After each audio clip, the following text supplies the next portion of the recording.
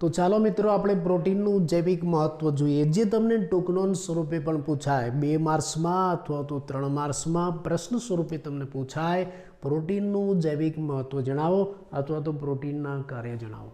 Protein સજીવ શરીરમાં ઘણા બધા કાર્ય કરે છે। કેવા કાર્ય કરે છે? તો પહેલું કે આ પ્રોટીન છે એ કોષરસ પટલમાંથી પોષક દ્રવ્યોની અવરજવર કરાવે છે। કેટલાક પ્રોટીન તો શું કરે છે? આપણા શરીરને સંક્રમિત સૂક્ષ્મજીવોથી રક્ષણ આપે છે। સંક્રમિત સૂક્ષ્મજીવો એટલે ચેપી સૂક્ષ્મજીવો, રોગકારક સૂક્ષ્મજીવોથી રક્ષણ આપે। કયા પ્રોટીન જાણો છો? એન્ટીબોડી એક પ્રોટીન છે। આ એન્ટીબોડી પ્રોટીન જેને આપણે આઈજી કહીએ છીએ, આઈજી એટલે ઇમ્યુનોગ્લોબ્યુલિન। એટલે પ્રોટીન આપણા શરીરમાં જુદા જુદા કાર્ય કરે છે। ક્યાંક કોષરસ પટલમાં પોષક દ્રવ્યોની અવરજવર કરાવે છે, તો કેટલાક એવા પણ આપણા શરીરમાં છે કે જે સૂક્ષ્મજીવોથી આપણને રક્ષણ આપે છે, ઉદાહરણ તરીકે એન્ટીબોડી પ્રોટીન। કેટલાક પ્રોટીન તો અંતઃસ્ત્રાવ સ્વરૂપે જોવા મળે છે, વળી કેટલાક ઉત્સેચક સ્વરૂપે પણ રહેલા છે। અને સૌથી અગત્યનું કોલાજન પ્રોટીન, જે પ્રાણી સૃષ્ટિનો મુખ્ય પ્રભાવી પ્રોટીન છે। એમસીક્યુમાં પણ પૂછાય પ્રાણી સૃષ્ટિનો મુખ્ય પ્રભાવી પ્રોટીન કયો?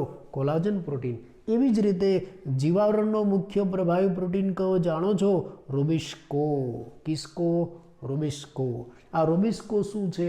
આ રૂબિસ્કો વાસ્તવમાં એક ઉત્સેચક છે। એનું નામ શું થશે હું તમને કહી દઉં। જો આ રૂબિસનો મતલબ રિબ્યુલોઝ બાયફોસ્ફેટ, રિબ્યુલોઝ બાયફોસ્ફેટ। અને પછી જુઓ સી અને ઓ, સી અને ઓ, રિબ્યુલોઝ બાયફોસ્ફેટ। સી એટલે કાર્બોક્સાઇલેસ,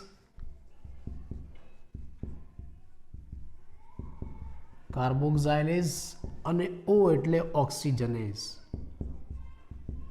આ એનું આખું નામ થાય રૂબિસ્કો, રિબ્યુલોઝ બાયફોસ્ફેટ, કાર્બોક્સાઇલેસ, ઓક્સિજનેસ।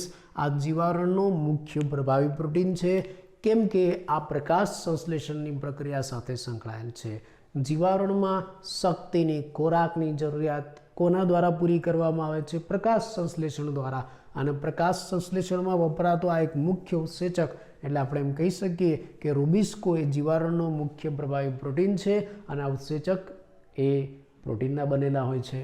તો અહીંયા પ્રોટીનનું જૈવિક મહત્વ જે તમને 3 અથવા તો 2 માર્ક્સમાં પૂછાય। ફરી એકવાર ટૂંકમાં કહી દઉં, પ્રોટીન કોષરસ પટલમાં પોષક દ્રવ્યોની અવરજવર કરાવે, આપણા શરીરમાં પ્રવેશતા ચેપી સંક્રમિત સૂક્ષ્મજીવો છે એની સામે રક્ષણ આપે, એન્ટીબોડી બનાવે। કેટલાક પ્રોટીન અંતઃસ્ત્રાવ સ્વરૂપે હોય તો કેટલાક ઉત્સેચક સ્વરૂપે જોવા મળે। આ કોલાજન પ્રોટીન એ પ્રાણી સૃષ્ટિનો મુખ્ય પ્રભાવી પ્રોટીન છે। રૂબિસ્કો એ જીવાવરણનો મુખ્ય પ્રભાવી પ્રોટીન છે। તો અહીંયા આપણે શરીરના મુખ્ય બંધારણીય ઘટક એવા પ્રોટીનનો અભ્યાસ પૂરો કર્યો। ચલો હવે આપણે એવા જ એક અગત્યના બીજા એક બૃહદ અણુનો અભ્યાસ કરીએ, જે પણ તમને એસિડ અદ્રાવ્ય ભાગમાં અલગ મળી આવે છે। એનું નામ છે ન્યુક્લિક એસિડ। આ ન્યુક્લિક એસિડ મોટે ભાગે જીવંત પેશીમાં અથવા તો કોષોની અંદર જે બૃહદ અણુઓ રહેલા છે એમાં જોવા મળશે।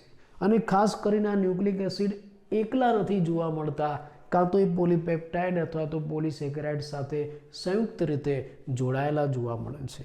પ્રશ્ન એમ થાય કે આ ન્યુક્લિક એસિડ શું છે? આ ન્યુક્લિક એસિડ એક પોલિમર છે। આ ન્યુક્લિક એસિડ એક પોલિમર છે। શાનો પોલિમર છે? ન્યુક્લિયોટાઇડનો। એટલે ન્યુક્લિક એસિડ એક પોલિમર છે। શાનો પોલિમર છે? ન્યુક્લિયોટાઇડનો। એટલે આપણે એમ કહી શકીએ કે ન્યુક્લિક એસિડ એ પોલીન્યુક્લિયોટાઇડ શૃંખલા છે।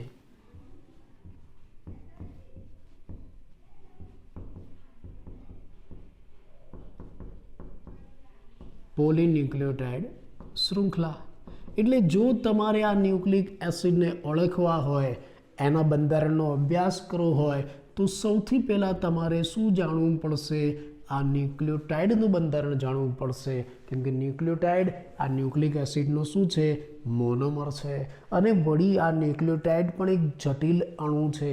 આ ન્યુક્લિયોટાઇડ પણ 3 રાસાયણિક ઘટકોના જોડાવાથી બને છે. કયા 3 રાસાયણિક ઘટકો? એક નાઇટ્રોજન બેઝ, બીજું મોનોસેકેરાઇડ અને ત્રીજું ફોસ્ફેટ. આ 3 ઘટકો એકબીજા સાથે જોડાય ત્યારે એક ન્યુક્લિયોટાઇડનો અણુ બને છે. આ 3 ઘટકો જોડાય ત્યારે અગત્યનું છે, પરીક્ષામાં પણ પૂછાય. યાદ રાખજો કે ભાઈ ન્યુક્લિયોટાઇડ કયા રાસાયણિક ઘટકોનો બનેલો છે. મુખ્ય 3 રાસાયણિક ઘટકોનો બનેલો છે. એક નાઇટ્રોજન બેઝ, બીજું મોનોસેકેરાઇડ અને ત્રીજું ફોસ્ફેટ. આ નાઇટ્રોજન બેઝ એ વિષમ ચક્રીય સંયોજન છે. એ મુખ્ય 2 સ્વરૂપે જોવા મળે છે, પ્યુરિન અને પેરિમિડિન. આ જે પ્યુરિન નાઇટ્રોજન બેઝ છે એમાં 2 રિંગ આવેલી છે, એટલે પ્યુરિન એ 2 રિંગવાળા મોટા કદના નાઇટ્રોજન બેઝ છે. નાઇટ્રોજન બેઝને હું ટૂંકમાં NB તરીકે લખીશ, NB નાઇટ્રોજન બેઝ. એટલે આ પ્યુરિન છે એ 2 રિંગવાળા, જો મેં નીચે પ્યુરિનની રિંગ દોરેલી છે, આ 1 અને 2 પ્યુરિન છે, આવા 2 રિંગવાળા મોટા કદના નાઇટ્રોજન બેઝ છે. જ્યારે પેરિમિડિન છે ને એમાં આવી એક જ રિંગ હોય, 1 રિંગવાળા નાના કદના નાઇટ્રોજન બેઝ છે. આ જે પ્યુરિન છે ને એમાં 9 ઘટકો આવેલા છે, 9 સભ્યો આવેલા છે. આ રીતે હું અહીંયા બતાવું ગણીને. આ 1 2 3 4 5 6 7 8 અને 9. એટલે પ્યુરિનની અંદર આવા 9 ઘટકો આવેલા છે. 1 2 3 4 5 6 7 8 ને 9. 9 ઘટકો, 9 સભ્ય છે. જ્યારે પિરિમિડિનમાં 6 જ સભ્ય છે. કેવી રીતે? જો અહીંયા બતાવું ગણીને. 1 2 3 4 5 અને 6 સભ્યો જોવા મળશે. આ પ્યુરિન અને પેરિમિડિન બંને નાઇટ્રોજન બેઝ છે, એટલે અંદર નાઇટ્રોજન આવેલા હોય છે. આ પ્યુરિનની અંદર 4 નાઇટ્રોજનના અણુ આવેલા છે. ક્યાં છે? જો આકૃતિમાં બતાવેલા છે, હું તમને કહી દઉં. એક આ રહ્યો પહેલા નંબર ઉપર, બીજો આ રહ્યો ત્રીજા નંબર ઉપર, ત્રીજું આ 7મા નંબર ઉપર અને ચોથો 9મા નંબર ઉપર. એટલે પ્યુરિનની અંદર 4 નાઇટ્રોજનના અણુ આવેલા છે. 1 3 7 અને 9મા સ્થાને. 1 3 7 અને 9મા સ્થાને નાઇટ્રોજનના અણુ આવેલા છે. જ્યારે પેરિમિડિનમાં 2 નાઇટ્રોજનના અણુ આવેલા છે. ક્યાં? એક આ પહેલા સ્થાને અને બીજું ત્રીજા સ્થાને. 1 અને 3 નાઇટ્રોજનના અણુ જોવા મળશે. આ પ્યુરિનના ઉદાહરણ આપણે લઈએ. પ્યુરિનમાં મુખ્ય 2 પ્રકારની નાઇટ્રોજન બેઝ જોવા મળે છે, AG એડિનાઇન અને ગ્વાનિન. એડિનાઇન અને ગ્વાનિન. A એટલે એડિનાઇન, G એટલે ગ્વાનિન. અને પેરિમિડિનમાં 3 નાઇટ્રોજન બેઝ જોવા મળે છે, CTU. AG CTU. AG બોલાવાનો, પછી બેસી જા, CTU તું બેસી જા. AG CTU. AG A એટલે એડિનાઇન, G એટલે ગ્વાનિન, CTU CTU. C એટલે સાઇટોસિન, T એટલે થાઇમિન અને U એટલે યુરેસિલ. બરાબર? એટલે આ નાઇટ્રોજન બેઝ વિશે તમને પૂછાઈ શકે, તફાવત સ્વરૂપે પણ પૂછાય, પ્યુરિન અને પેરિમિડિન વચ્ચેનો તફાવત. ન્યુક્લિયોટાઇડના બંધારણમાં પહેલો મુખ્ય ઘટક એટલે આ વિષમ ચક્રીય સંયોજન નાઇટ્રોજન બેઝ, જે 2 સ્વરૂપે તમને મળી આવે, પ્યુરિન અને પેરિમિડિન. પ્યુરિનમાં આવી 2 રિંગ આવેલી છે, પેરિમિડિનમાં એક જ રિંગ આવેલી છે. આ મોટા કદના છે, આ નાના કદના છે. આમાં 9 ઘટકો રહેલા છે, આમાં 6 ઘટકો રહેલા છે. આમાં 4 જ નાઇટ્રોજન છે, આમાં 2 જ નાઇટ્રોજન હોય છે. પ્યુરિનના ઉદાહરણ છે AG અને પેરિમિડિનના CTU. આ એડિનાઇન અને ગ્વાનિન એ વિસ્થાપિત પ્યુરિન કહેવાય, પ્યુરિનમાં ફેરફાર થઈને બનેલું છે. અને આ સાઇટોસિન, થાઇમિન અને યુરેસિલ એ વિસ્થાપિત અથવા તો પ્રતિસ્થાપિત પેરિમિડિન કહેવાય, આમાં ફેરફાર પામીને બનેલું છે. એટલે પહેલો ઘટક, ન્યુક્લિયોટાઇડનો પહેલો રાસાયણિક ઘટક નાઇટ્રોજન બેઝ છે. બીજો અગત્યનો ઘટક છે મોનોસેકેરાઇડ. એમાં કઈ મોનોસેકેરાઇડ? પેન્ટોઝ શર્કરા. આ જે ન્યુક્લિયોટાઇડ છે એમાં મુખ્ય 2 પ્રકારની પેન્ટોઝ શર્કરા વપરાય, કાં તો રિબોઝ વપરાય, કાં તો ડીઓક્સીરિબોઝ વપરાય. અહીંયા મેં બંનેના બંધારણ આપેલા છે. પેન્ટોઝ શર્કરાની અંદર ફ્યુરેનોઝ રિંગ આવે, તમને યાદ હોય તો હેક્સોસ શર્કરામાં આપણે કઈ રિંગ દોરી હતી? પાયરેનોસ. આ પેન્ટોસ શર્કરામાં ફ્યુરેનોસ રિંગ આવે. ફ્યુરેનોસ રિંગ એટલે શું? 4 કાર્બનની વચ્ચે જે રિંગ રચાય અને ફ્યુરેનોસ રિંગ કહેવાય. જો 1 2 3 ને 4 કાર્બનની વચ્ચે આ રિંગ બની, ફ્યુરેનોસ રિંગ. ચલો આપણે રિબોઝનું બંધારણ દોરીએ. અહીંયા મેં રિબોઝનું બંધારણ તમને ઉપર આપેલું છે. તમારે શું કરવાનું? પહેલાં આવી ફ્યુરેનોસ રિંગ દોરી નાખવાની, પછી કાર્બન નંબર આપવાના. આ રીતે અહીંથી 1 2 3 4 અને 5મો કાર્બન બહાર, રિંગની બહાર. બરાબર, આવી આવા કાર્બન નંબર આપી દીધા. હવે સંયોજકતા પૂરી કરીએ. પહેલા કાર્બન ઉપર HOH, બીજામાં પણ HOH, ત્રીજામાં પણ HOH, ચોથામાં ખાલી H અને 5મું CH2OH. આ જે બંધારણ થયું એ રિબોઝનું થયું, રિબોઝ શર્કરા.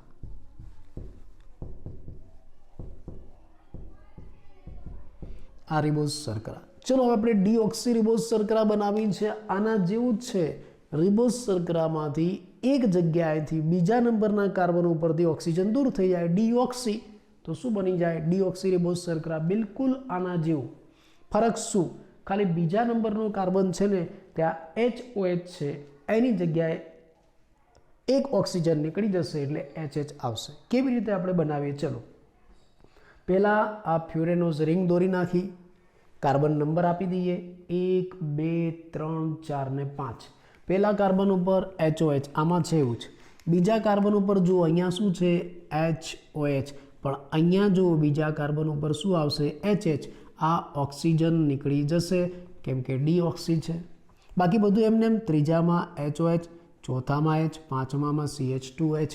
આ જે શર્કરા બની પેન્ટોસ શર્કરા, એનું નામ છે ડીઓક્સી રિબોઝ શર્કરા.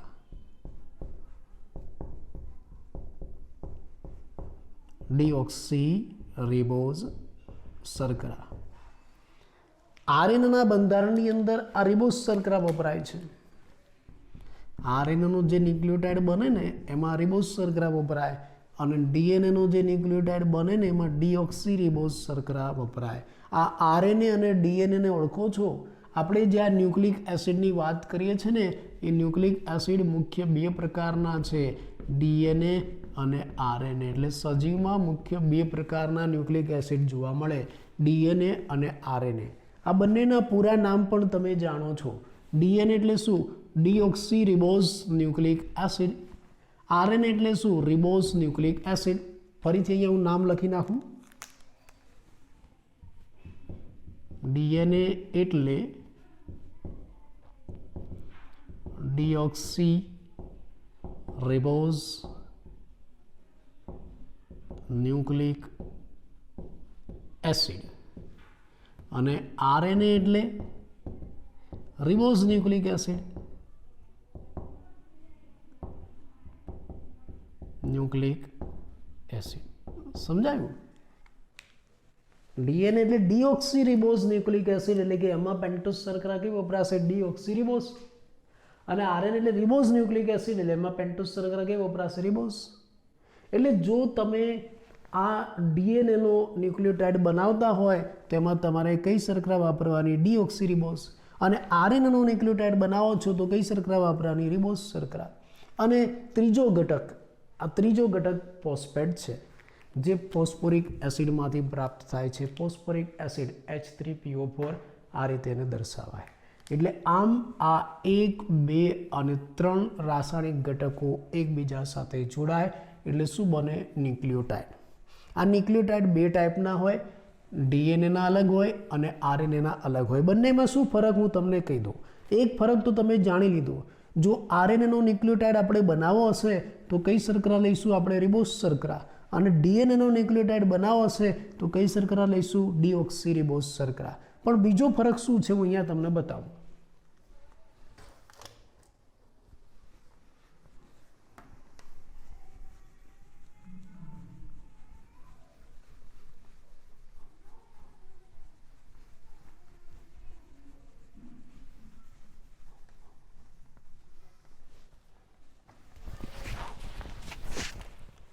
જો તમારે આરએનએનો ન્યુક્લિયોટાઇડ બનાવવો છે,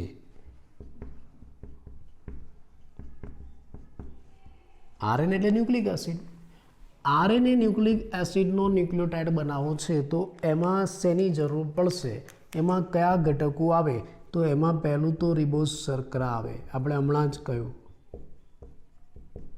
કે જો આપણે આરએનએનો ન્યુક્લિયોટાઇડ બનાવવો હોય તો રિબોઝ શર્કરા જોઈશે, વત્તા નાઇટ્રોજન બેઝ જોઈશે. નાઇટ્રોજન બેઝ કઈ છે? આ બંને ટાઈપની છે, પ્યુરિન, પેરિમિડિન.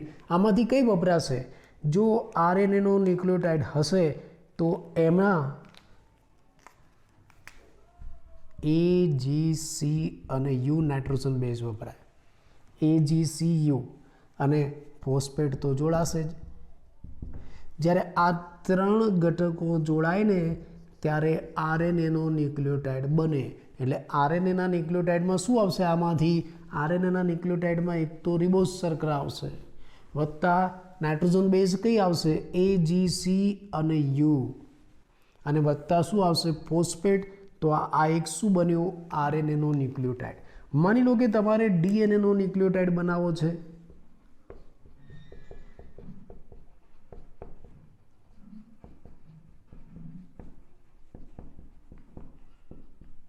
ડીએનએનો ન્યુક્લિયોટાઇડ, તો એમાં શું આવશે? ડીએનએનો ન્યુક્લિયોટાઇડ બનાવવો હોય તો રિબોઝ શર્કરા નહીં આવે. કઈ આવશે? Deoxyribose શર્કરા.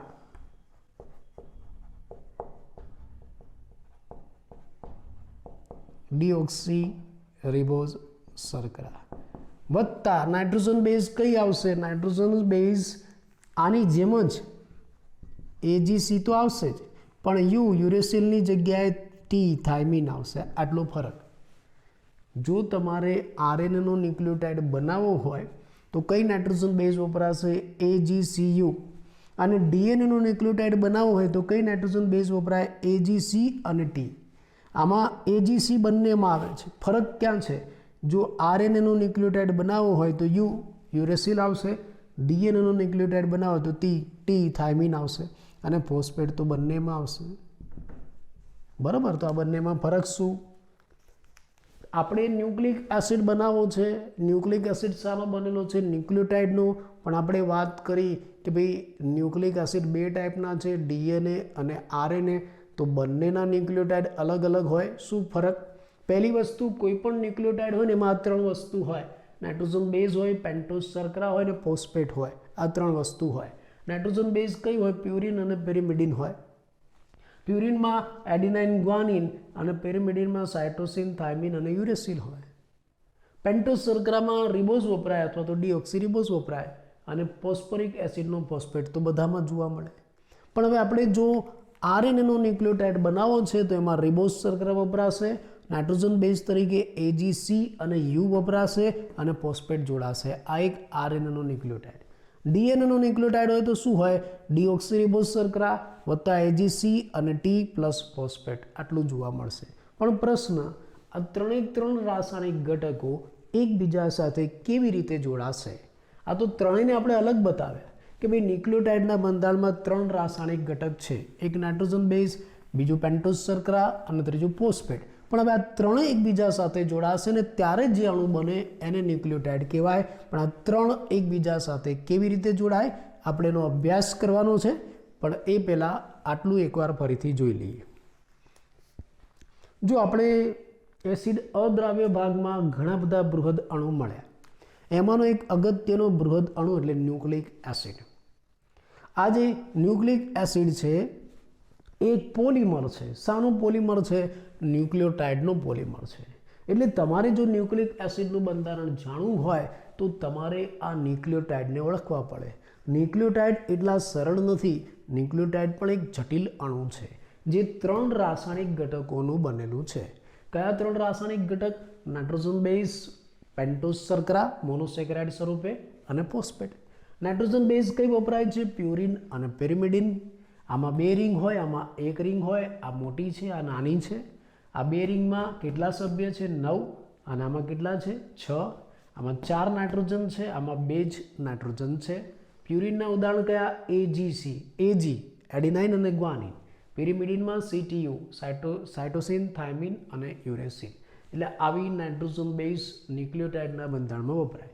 બીજું, ન્યુક્લિયોટાઇડના બંધારણમાં મોનોસેકેરાઇડ પેન્ટોઝ શર્કરા વપરાશે. કઈ પેન્ટોઝ શર્કરા? કાં તો રિબોઝ વપરાય કાં તો ડીઓક્સી રિબોઝ.